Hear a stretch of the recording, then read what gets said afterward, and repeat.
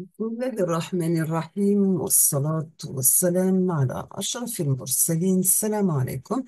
Bonjour tout le monde. Aujourd'hui, on va voir ensemble le chapitre numéro 1, في module capteur et instrumentation ou bien capteur et mesure en télécommunication, c'est-à-dire pour toutes les spécialités, les au module capteur. Aujourd'hui, on va voir chapitre numéro 1, les caractéristiques d'un système de mesure. Voici le plan de notre cours. On va commencer par l'introduction, des définitions de base, quels sont les types de mesures et les différentes erreurs possibles. L'introduction, donc, la métrologie, c'est l'ensemble des techniques et de savoir-faire qui permettent d'effectuer des mesures et avoir une confiance suffisante dans leurs résultats. Toujours la mesure est nécessaire à toute connaissance, à toute prise de décision et à toute action. La logique de toute activité, bien sûr, c'est observer et mesurer, comprendre, prévoir, agir ou bien mesurer et vérifier. On va définir quelques mots que vous avez besoin dans ce chapitre et on va commencer par la mesurande. C'est quoi une mesurande? La mesurande, tout simplement, c'est la grandeur physique particulière soumise au mesurage, soit à travers une méthode directe, dans ce cas la valeur du mesurande est obtenue directement par lecture d'un appareil, ou bien à travers une méthode indirecte, la valeur du mesurant des fonctions d'autres mesures. Concernant les mesures, donc c'est l'évaluation d'une grandeur physique par comparaison avec une autre grandeur de même nature prise par, pour unité, pardon. Le mesurage, c'est l'ensemble des opérations permettant de mesurer une grandeur physique qui est la mesurande.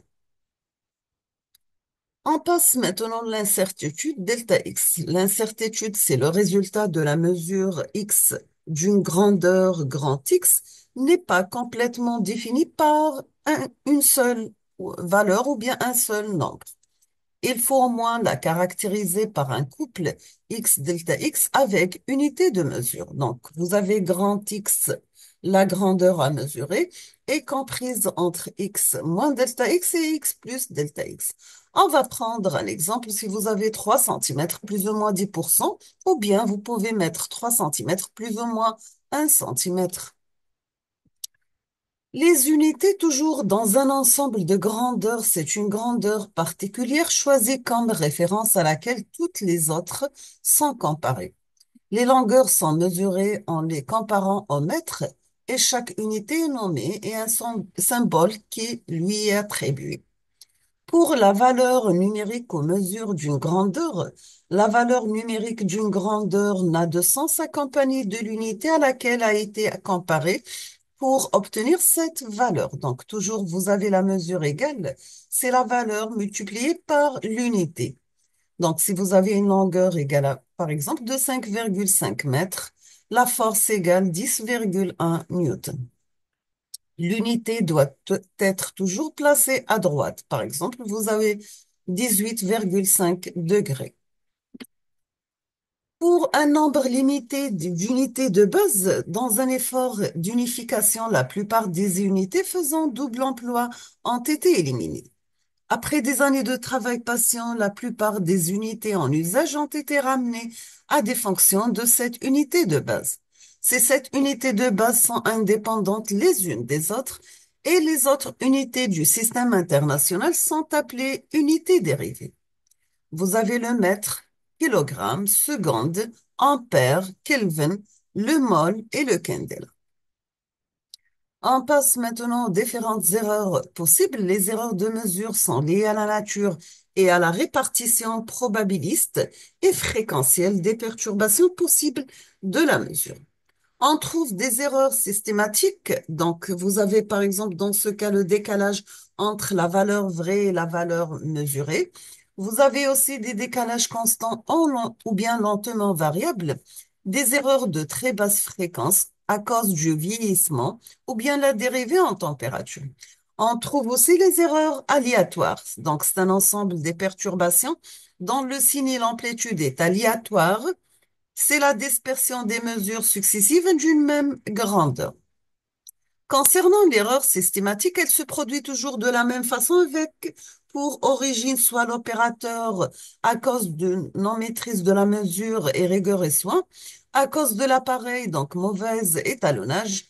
Donc, il faut faire dans ce cas l'étalonnage. À cause de la méthode, le principe de mesure, dans ce cas, la solution, c'est facile à prendre en compte, égale facile à corriger. Les erreurs systématiques peuvent être corrigées, bien sûr. Tant que les erreurs aléatoires, l'origine de ces erreurs est multiple, soit des erreurs de lecture à cause de la position de l'aiguille d'un appareil, la solution, c'est la division entre deux graduations successives voisines. Erreur d'appareil, conditions expérimentales, variation dans le temps et usure. Dans ce cas, il faut procéder au étalonnage. Pour les erreurs de montage, donc fil trop lent, mauvaise masse, etc., il faut bien soigner votre montage. Les erreurs de conditions de mesure à cause de la température et la pression et l'humidité, dans ce cas, il faut prendre en compte les grandeurs d'influence. On peut conclure que les erreurs aléatoires ne peuvent pas être estimées. Pour un capteur dans une chaîne de mesure, nous avons toujours des grandeurs à mesurer qui passent à travers des capteurs avec conditionneurs de signaux et passe à travers unités de visualisation ou bien d'utilisation. Pour le capteur, c'est l'élément sensible aux variations d'une grandeur physique et à qu'à partir de ces variations, délivre un signal. On passe au conditionneur de signaux, donc c'est l'amplificateur du signal délivré par le capteur pour lui donner un niveau compatible avec l'unité de visualisation et d'utilisation. Pour les unités de visualisation et d'utilisation, donc c'est une unité qui permet de lire la valeur de la grandeur et ou bien de l'exploiter dans le cas d'un asservissement. Quel est le rôle de la chaîne de mesure? Toujours une chaîne de mesure recueille les informations nécessaires à la connaissance de l'état d'un système. Deuxièmement, l'état d'un système est caractérisé par des grandeurs physiques ou chimiques appelées mesurantes. La chaîne délivre ces informations sous une forme appropriée à leur exploitation. Le début de la chaîne de mesure est assigné à une valeur, à une mesurante. On passe maintenant à la constitution de la chaîne. Donc, vous avez l'entrée, c'est une mesurante qui passe à travers un capteur.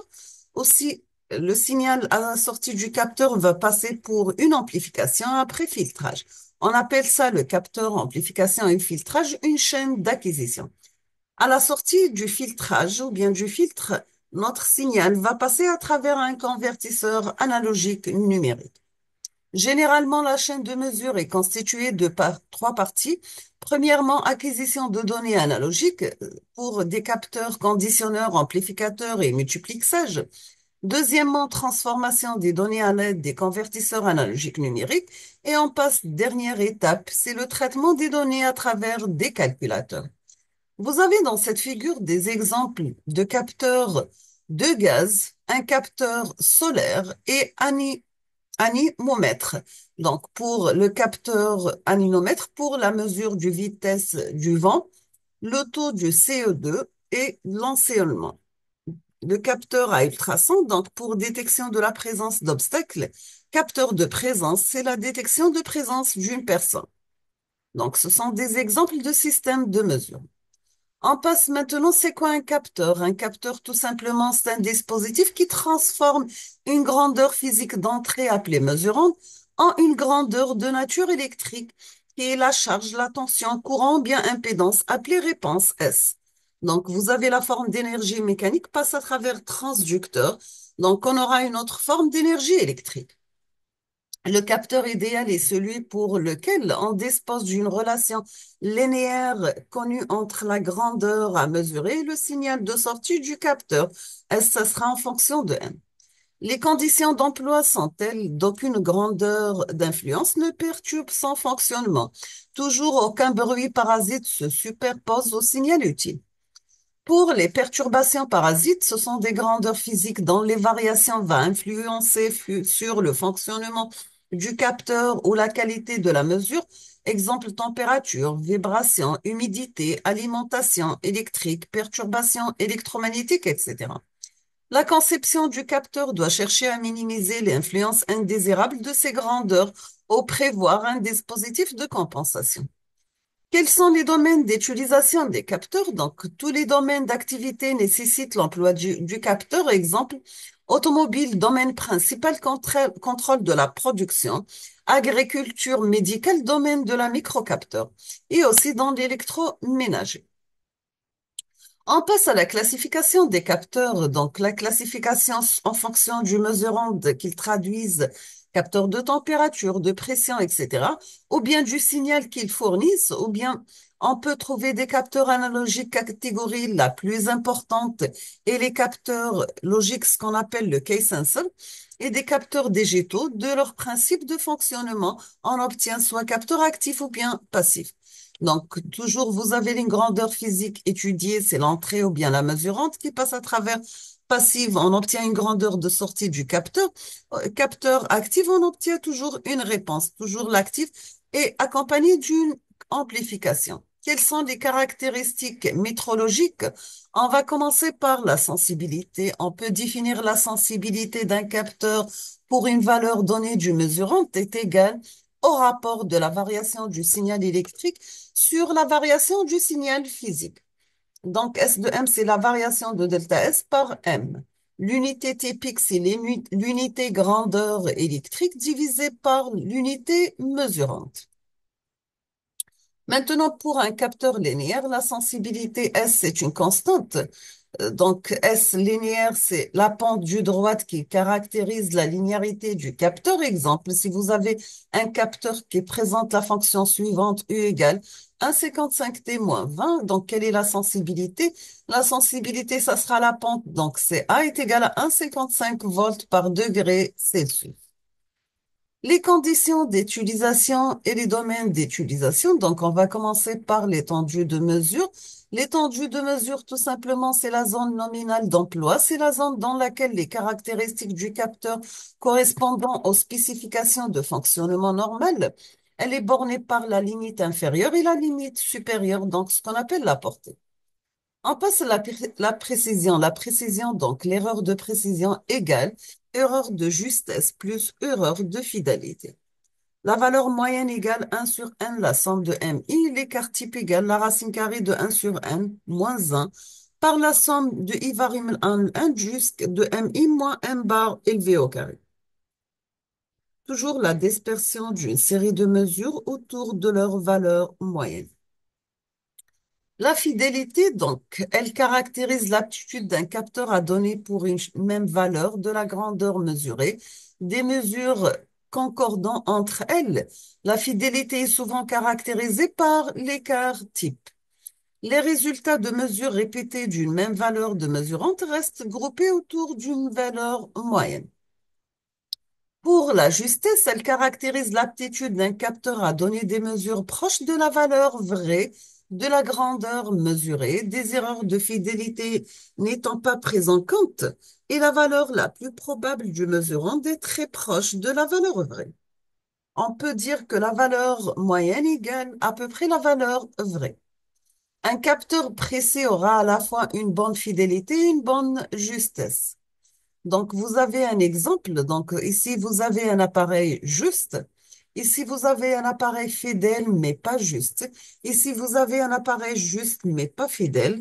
Ici, vous avez un appareil fidèle et juste, donc il est précis. La précision est spécifiée par l'erreur de précision qui délimite un intervalle autour de la valeur mesurée, à l'intérieur duquel on a assuré de trouver la vraie valeur du mesurant. Cette erreur de précision peut être représentée de trois façons, soit par l'erreur absolue qui exprime l'erreur de précision dans l'unité de mesure du mesurant, ou bien par l'erreur relative qui exprime l'erreur de précision en pourcentage par rapport à la valeur mesurée.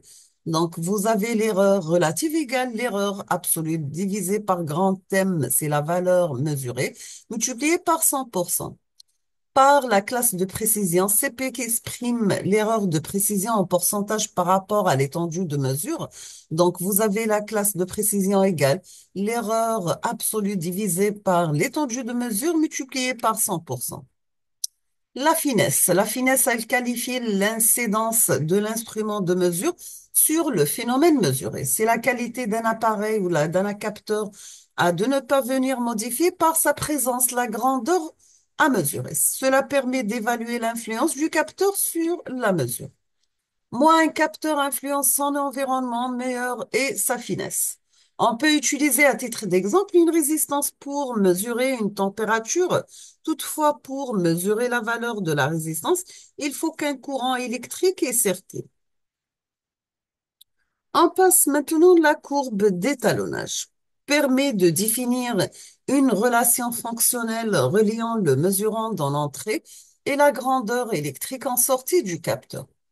Elle est définie soit par un graphe, soit par une relation formelle linéaire, exponentielle et logarithmique. Donc, vous avez les grandeurs électriques en fonction du mesurant, reliées entre des valeurs minimales et maximales. La résolution, on peut définir la résolution comme étant l'étendue de mesure divisée par le nombre de points de mesure grand N. La conversion analogique numérique, on obtient des erreurs provoquées, ce qui permet de définir l'erreur de résolution. Elle dépend de deux paramètres. Premièrement, le nombre de bits de la conversion. Si vous avez un bit, on aura deux valeurs différentes. Ou bien de l'étendue de mesure, on aura dans ce cas Q égale l'étendue de mesure divisée par 2 d'ordre n. On obtient l'erreur relative égale à Q divisé par 2. On va parler maintenant de la bande passante. Elle est définie comme étant la plage de fréquence de variation du mesurant où les caractéristiques du capteur spécifiées par le constructeur sont respectées. Si vous avez la fréquence du mesurant comprise entre F basse et F haute, l'amplitude du signal de sortie sera conforme aux spécifications du constructeur. Donc, vous avez la bande passante est égale à l'intervalle entre la fréquence basse et la fréquence haute. On passe la dérivée. Donc, la dérivée, tout simplement, c'est la variation lente de la grandeur de sortie indépendante de la valeur de la grandeur d'entrée. Exemple, si vous avez un capteur linéaire caractérisé par une fonction de sortie y est égale à xi plus b. Sachant que A représente la pente, donc c'est la sensibilité. Dans ce cas, on aura la dérivée de la sensibilité. B, c'est l'ordonnée à l'origine, donc c'est la dérivée au zéro, c'est l'offset. Ici, vous avez un exemple de dérivée de zéro, donc la réponse observée en bleu et la réponse théorique en rouge. Donc, l'offset, c'est entre les deux. La dérivée de sensibilité, donc vous avez la réponse observée en rouge et la réponse théorique en bleu.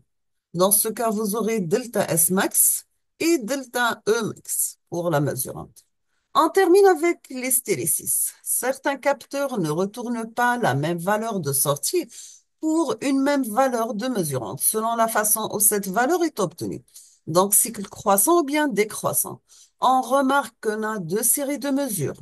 Une série qui est obtenue lorsque la valeur du mesurant est décroissante et l'autre est obtenue lorsque la valeur du mesurant est décroissante. On peut estimer l'erreur d'hystérésis de cette manière. Donc, c'est le max de EHI, sachant que I varie 1 par M.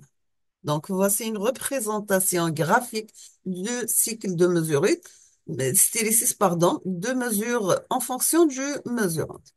Nous sommes arrivés à la fin de ce chapitre. Je vous remercie infiniment pour votre attention et à la prochaine vidéo, Inch'Allah.